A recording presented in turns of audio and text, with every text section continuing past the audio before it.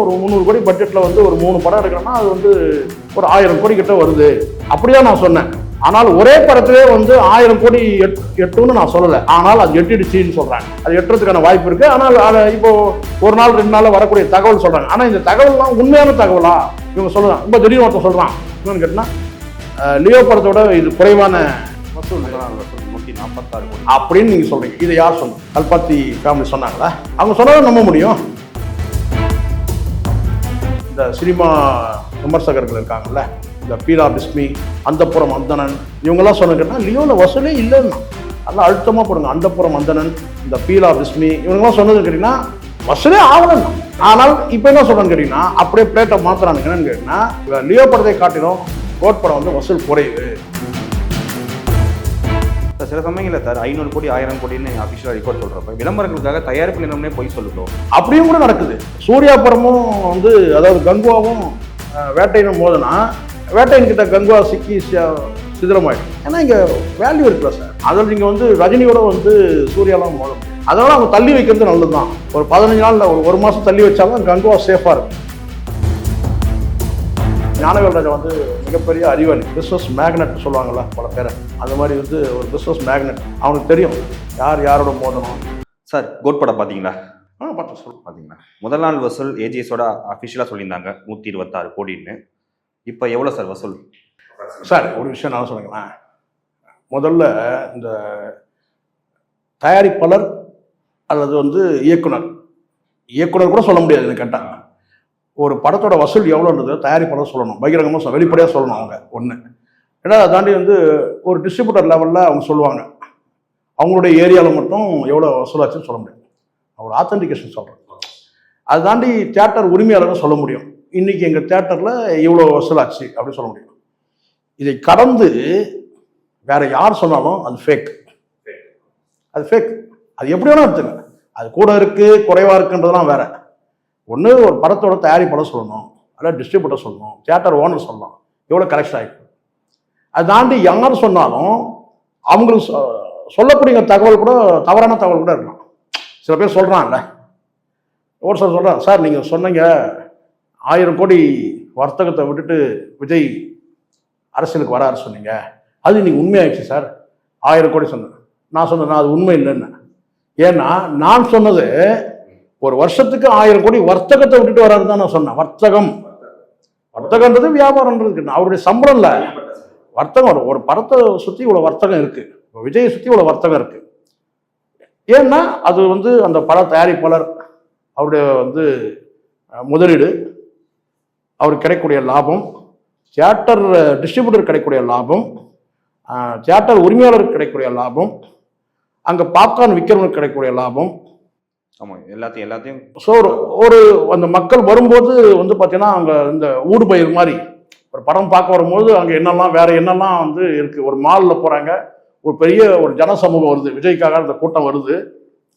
அப்போ அந்த கூட்டத்தில் வந்து பார்த்தீங்கன்னா அங்கே நடக்கக்கூடிய வியாபாரங்கள், ஒரு மால் பெரிய தேட்டர் இருக்கு இல்லையா, அப்போ அங்கே ஆக இதெல்லாம் சேர்ந்து தான் வர்த்தகம்ன்றது வந்து ஒரு படத்தின் மூலமாக கிடைக்கக்கூடிய அத்தனை வர்த்தகமும் சேர்த்துக்கணும். அப்போ ஒரு வருஷத்துக்கு 1000 கோடி இருக்குது. நான் ஒரு வித்தியாசமான ஒரு கணக்கு என்னன்னு கேட்டிங்கன்னா, விஜய் வராருன்னா ஒரு பட்ஜெட் அது 200 கோடியாக இருக்குன்னா அது 300 கோடியாக இருக்குன்னா ஒரு 300 கோடி பட்ஜெட்டில் வந்து ஒரு 3 படம் எடுக்கிறோன்னா அது வந்து ஒரு 1000 கோடி கிட்ட வருது. அப்படியே நான் சொன்னேன். ஆனால் ஒரே படத்திலே வந்து 1000 கோடி எட்டுன்னு நான் சொல்லலை. ஆனால் அது எட்டிடுச்சின்னு சொல்கிறாங்க. அது எட்டுறதுக்கான வாய்ப்பு இருக்குது. ஆனால் அதை இப்போ ஒரு நாள் 2 நாளில் வரக்கூடிய தகவல் சொல்கிறாங்க. ஆனால் இந்த தகவல்லாம் உண்மையான தகவலா இவங்க சொல்லலாம். ரொம்ப திடீர்னு ஒருத்தர் சொல்கிறான். என்னன்னு கேட்டினா லியோ படத்தோட இது குறைவான வசூல் அப்படின்னு நீங்கள் சொல்கிறீங்க. இதை யார் சொன்னது? கல்பாத்தி ஃபேமிலி சொன்னாங்களா? அவங்க சொன்னதை நம்ப முடியும். அந்த அஃபிஷியலோட அப்படியே அவங்களுக்கு டேக்ஸ் பிரச்சனைலாம் இருக்குது சார், வரி பிரச்சனைலாம் இருக்குல்ல. அந்த அளவுக்கு அவங்க உண்மையாக சொல்கிறத கூட வச்சுப்போம். அவங்க டேக்ஸை பற்றிலாம் கவலைப்படுவதில்ல, உண்மையாக சொல்ல கூட வச்சுப்போம். ஆனால் அவங்ககிட்ட இருந்து வரணும்ல. அப்போ போற வரவெல்லாம் சொல்லிட்டு இருந்தானா எப்படி? போற வர எப்படி வேணா பேசுவான். இப்போ நீங்கள் சொன்னால் அந்த கோடிகளை கூடுதலாக கூட கிடைக்கும். ஏன்னா இவெல்லாம் லியோ படம்லாம் வந்து வசூலே ஆகலும் சொல்லிட்டு இருந்தான். ஆனால் அவன்லாம் என்ன சொல்கிறான், லியோவோட வசூல் குறைவுன்றான். லியோ படம் வசூலே எட்டலான்னு சொன்னான். பெரிய சர்ச்சையாச்சு. ஜெயிலரை காட்டிலும் லியோ ஒன்றுமே இல்லைன்னு சொல்லி பேசணும் அத்தனை பேரும் இந்த சினிமா விமர்சகர்கள் இருக்காங்கல்ல, இந்த பீலா பிஸ்மி, அந்தப்புறம் அந்தணன், இவங்கெல்லாம் சொன்னா லியோவில் வசூலே இல்லைன்னா நல்லா அழுத்தமாக போடுங்க. அந்தப்புறம் அந்தணன், இந்த பீலா பிஸ்மி, இவங்கெல்லாம் சொன்னது கேட்டிங்கன்னா வசூலே ஆகலைன்னா, வசூலே ஆகலை. லியோ படம் ஒன்றுமே இல்லைன்னு சொன்னான். கலைஞர் விமர்சனம் வந்து தான் வசூல் ரீதியாக. ஆனால் இப்போ என்ன சொல்றேன்னு கேட்டீங்கன்னா அப்படியே பிளேட்டை மாத்துறானுங்க. என்னன்னு கேட்டீங்கன்னா கோட் படத்தை லியோ படத்தை காட்டிலும் கோட் படம் வந்து வசூல் குறைவு. ஆனால் உண்மையான விஷயம் என்னன்னு கேட்டீங்கன்னா பரவலாக வரக்கூடிய செய்திகள் இருக்குல்ல, நம்ம வந்து ஒரு குறிப்பிட்ட வந்து சர்க்கிள் மட்டும் கேட்காம பரவலாக எல்லாருடைய சர்க்கிளும் கேட்கும் போதுன்னு கேட்டீங்கன்னா இது வந்து லியோ படத்தை காட்டிலும் கூடுதலான வருவாய் எட்டி இருக்கு. இன்னும் வந்து ஒரு வாரம் 10 நாள் போனா உண்மையான வசூல் என்னன்னு தெரியும். இன்னும் ஒரு வாரம் ஆகணும். இப்ப 2 நாள் 3 நாள் 4 நாள் ஒரு வாரத்தை சொல்ல முடியாது. குறைஞ்சபட்சம் ஒரு 15 நாள் அது ஃபுல் ஆயிட்டு. இன்னைக்கும் ஃபுல் ஆயிட்டு. இன்னைக்கு டிக்கெட் கிடைக்கலன்னு சொல்றாங்க. இன்னைக்கு படம் வந்து கிட்டத்தட்ட ஒரு வாரம் ஆச்சு. அப்போ முழுமையா ஒரு 15 நாள் முடிஞ்சிச்சுன்னா சொல்லலாம். அதுக்கப்புறம் தான் அந்த சக்சஸ் மீட்ன்றதுக்கே போக முடியும். இப்போ அடுத்த நாளே நடத்தணும்னா இருக்கிறான்னு வச்சுங்களேன். தங்கலான் வந்து அடுத்த நாளே மறுநாளே நடத்தினானுங்க. சக்சஸ் மீட் நடத்திட்டு அதுக்கப்புறம் சக்சஸ் ஆகலன்னு பேசிட்டு சக்சஸ் மீட் நடத்திட்டீங்க. பிரியாணி வந்து வச்சாரு. அந்த மாதிரி இல்லை. நான் எதுக்காக இது சொல்றேன்னா நம்ம வந்து இன்னொரு படத்தை இறக்கி பேசணுன்றதோ இல்லை, நெகட்டிவா எனக்கு விமர்சனம் பண்ணுற எண்ணம் எதுவுமே கிடையாது. எந்த படமே நான் வந்து அப்படி எனக்கு அப்படிப்பட்ட இதுவே எனக்கு தேவையில்லை. ஒரு படத்தை வந்து ஒரு ஆயிரக்கணக்கான பேர் உழைப்பு அதில் இருக்கு. தங்கலான் வந்து பார்த்தீங்கன்னா எந்த குறையும் இல்லை, அற்புதமான படம். அதுக்கு வந்து ஒரு படம் வெற்றி அடையறதுக்கான வந்து குவாலிட்டிகளில் வேணா சில விஷயங்கள் மிஸ் ஆயிடுச்சு. நீங்கள் படம் மட்டுமே சிறந்த படமாக இருந்தால் மட்டுமே போதாது, சிறந்த நடிகர்கள் நடித்தா மட்டுமே போதாது. அதை வெளியிடக்கூடிய காலகட்டங்கள், அதனுடைய இயக்குனருடைய பேச்சுக்கள், அதோட தயாரிப்பாளருடைய அந்த வியூகங்கள், வெற்றி வியூகங்கள், இதெல்லாம் சேர்ந்து தான் சார் ஒரு படம் வெற்றி அடைகிறது. சார் சில சமயங்களில் சார் 500 கோடி 1000 கோடின்னு அஃபிஷியலாக ரிப்போர்ட் சொல்கிறப்ப விளம்பரங்களுக்காக தயாரிப்பு நிறுவனமே போய் சொல்லுதோ அப்படியும் கூட நடக்குது. ஏன்னா வருமான வரி கட்டுறப்ப அந்த கலெக்ஷன் ரிப்போர்ட்டை காட்ட மாட்டாங்க சார். இப்போ அவங்க வந்து டேக்ஸ் பிரச்சனை ஏதாவது வந்துன்னு வச்சுக்கோங்களேன், என்ன சார் பப்ளிக் சொல்றதெல்லாம் நீங்கள் கேட்டு வந்துடுவீங்களா? இது பாருங்க, உண்மையான என்னன்னு பாருங்க, உண்மையான இன்கம் என்னன்னு பாருங்க. அப்படிதான் சொன்னாங்க. உண்மையா என்னன்னு பாருங்க. பப்ளிக் சொல்றதெல்லாம் கேட்டு நீங்க வந்து ரெய்டுக்கு வந்துடுவீங்களா? நீங்க அவனா ரெய்டுக்கு வரப்போறாங்க சொல்றதுன்னு 2000 கோடி கூட சொல்லலாம். ஆனா உண்மையா என்னன்னு கேட்டீங்கன்னா இன்னைக்கு வந்து ஒரு என்ன சொன்னா ஒரு ஒரு ஒரு பேர் இண்டியா மூவி ஒரு பாக்ஸ் ஆஃபீஸ் ஹிட்னு சொன்னா இன்னைக்கு நம்பர் 1 வந்து விஜய் தான். அதுல எந்த சந்தேகமும் இல்லை. இப்போ உடனே இப்படி சொன்ன உடனே அப்ப ரஜினி வந்து இல்லையா அப்படின்னு சொல்ல இப்போ கேட்டா ரஜினியோட அந்த ஸ்ட்ரென்த் வேற சார், விஜயோட ஸ்ட்ரென்த் வேற.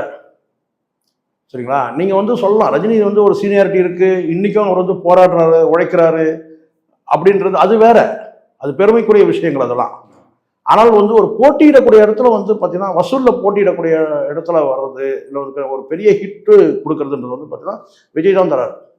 இன்னும் ஜெயிலர் ரெக்கார்டு இன்னும் வரலையே. அதுதான் நான் அதுதான் நான் சொல்றேன்.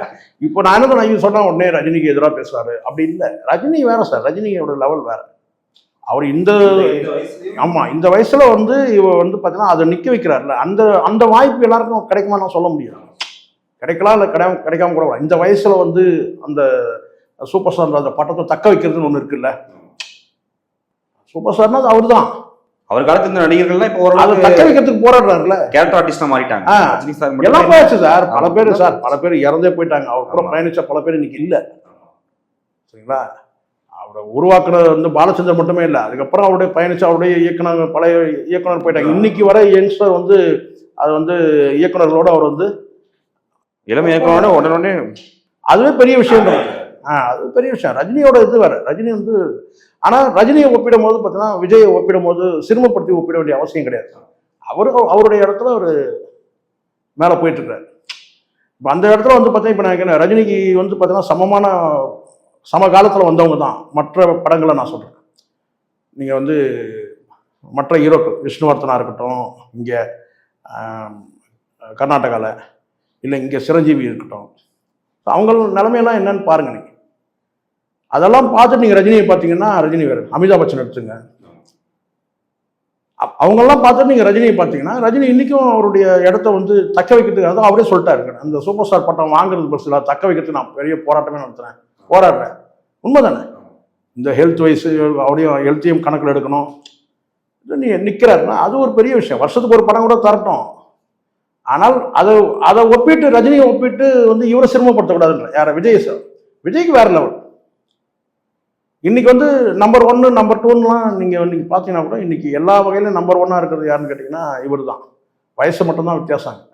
அதனால தான் அவர் அப்பான்னு சொல்லிட்டார் விஜய். அப்பா எனக்கு வந்து அப்பாவுடைய சட்டையை நான் போட்டுக்கூடாது அதுன்னு சொல்லிட்டு. அதனால் அவங்களுக்குள்ள அந்த அண்டர்ஸ்டாண்டிங் இருக்கிற மாதிரி தான் எனக்கு தெரியுது. தவிர வேற யாருன்னா உள்ள நுழைஞ்சி ஒன்றும் சிந்து முடிக்கலாமே தவிர சட்டையை போட்டு காசுங்கிறாரு. அதுதான் அதாவது வேற லெவல் சார். இப்போ எம்ஜிஆர் இருந்தாலும் வச்சுங்க, இப்போ எம்ஜிஆர் வந்து அரசியலுக்கு சினிமா இருந்தாலும் வச்சுங்களேன், நீங்கள் எம்ஜிஆரும் வந்து ரஜினியை ஒன்றும் சொல்ல முடியுமா? ரஜினியோட லெவல் அப்போ வேற லெவலாக இருந்தது. எம்ஜிஆரே படத்தில் எம்ஜிஆரே வந்து பல படங்கள் ஃபெயிலியர் ஆயிருக்கு.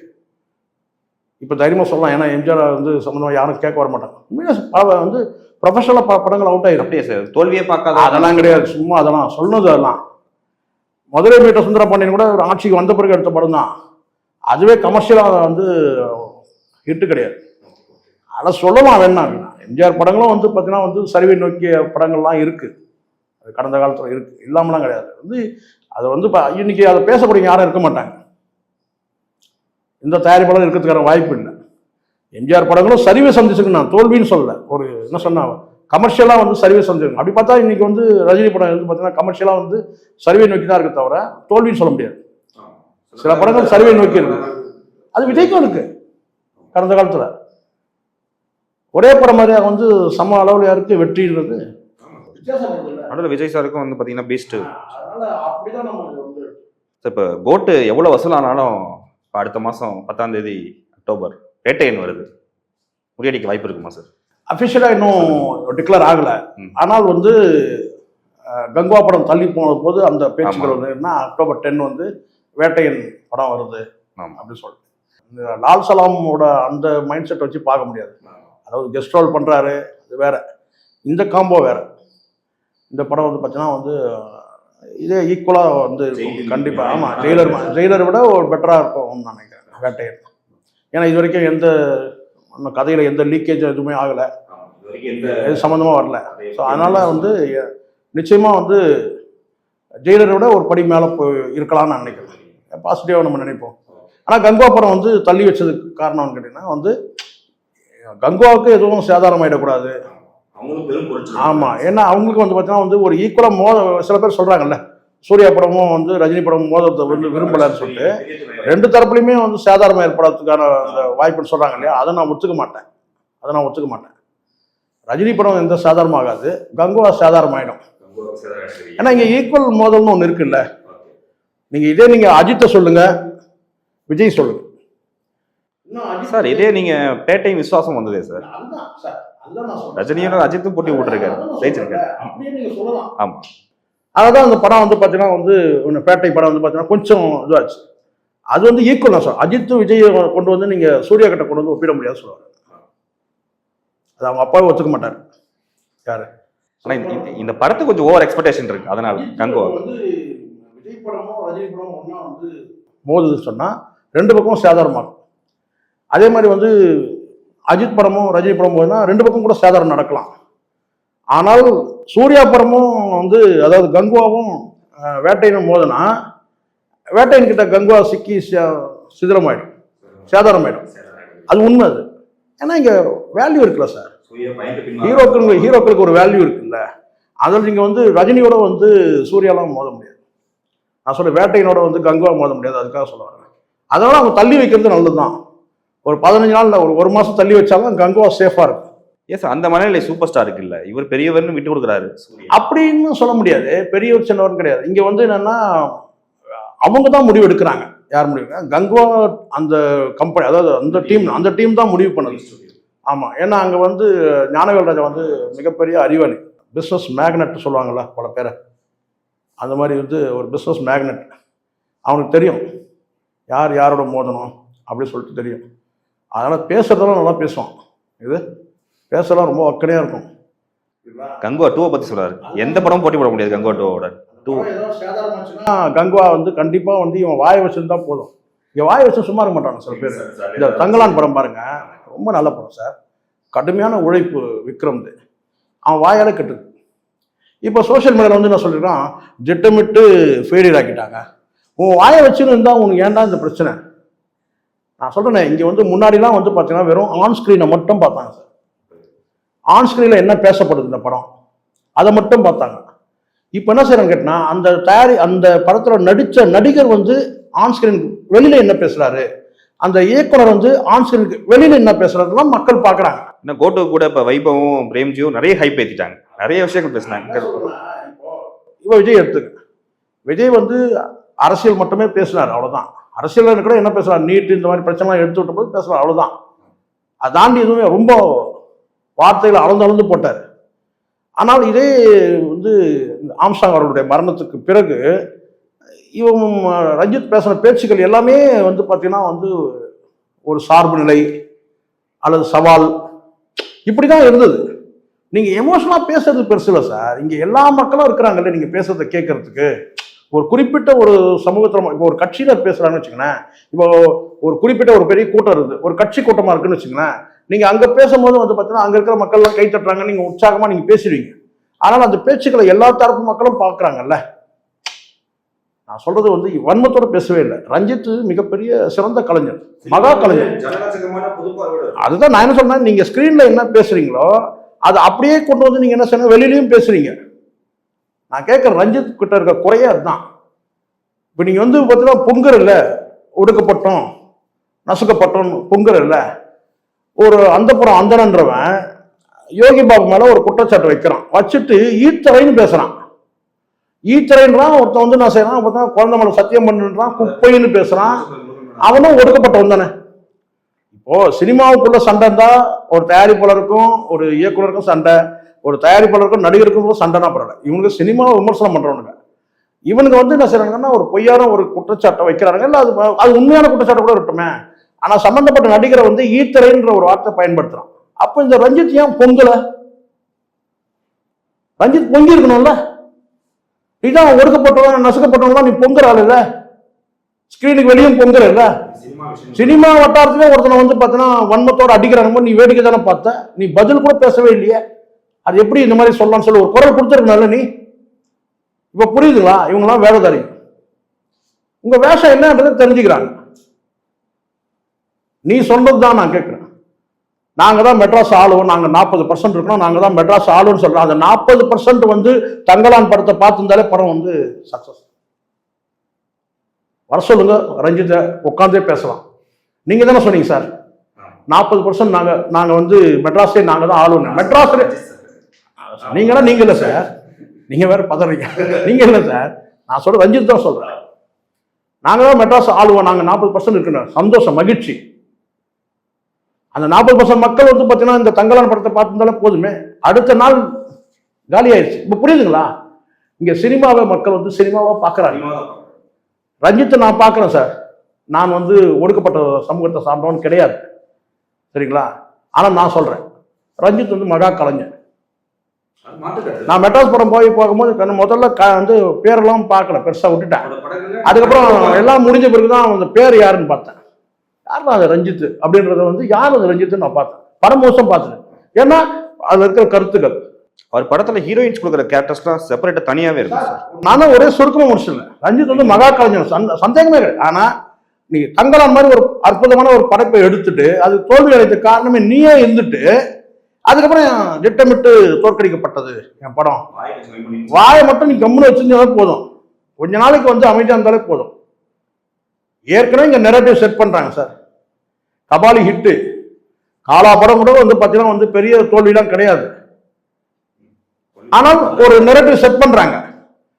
திடீர்னு ஒரு லோ பட்ஜெட்ல வந்து பாத்தீங்கன்னா வந்து சார்பட்டா பரம்பரை அடிச்சு தூக்குனதும் எல்லாரும் ரசிச்சாங்க. அதுல என்ன இருக்கு, சார்பட்டா பரம்பரை என்னங்க இருக்கு, ஒரு நலிஞ்சு போன வந்து ஒரு கலை, மெட்ராஸ்ல ஒரு மூலையில அது கூட. ஆனா அந்த படம் வந்து பாத்தீங்கன்னா பேசப்பட்டது இல்லையா?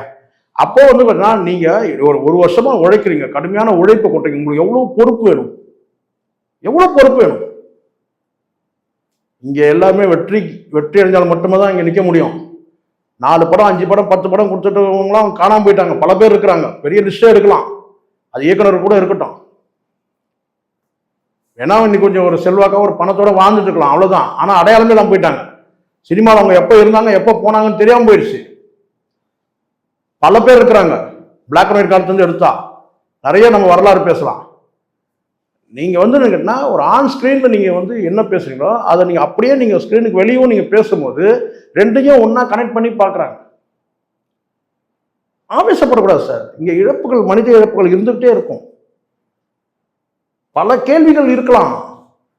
ஆம்ஸ்ட்ராங் அவருடைய மரணத்தில் வந்து பார்த்தீங்கன்னா பல கேள்விகள் இருக்கலாம், மனக்குறைகள் இருக்கலாம், மனக்கஷ்டம் பர்சனலாக எல்லாருக்குமே இருக்கலாம். அவங்களோட பழகினவங்களுக்குலாம் வந்து அந்த வருத்தம் இருக்கலாம். ஆனால் அதை நம்ம ரிஃப்ளெக்ட் பண்ணும்போது வந்து பார்த்தீங்கன்னா வார்த்தை பிரயோகம் ரொம்ப ரொம்ப முக்கியம்.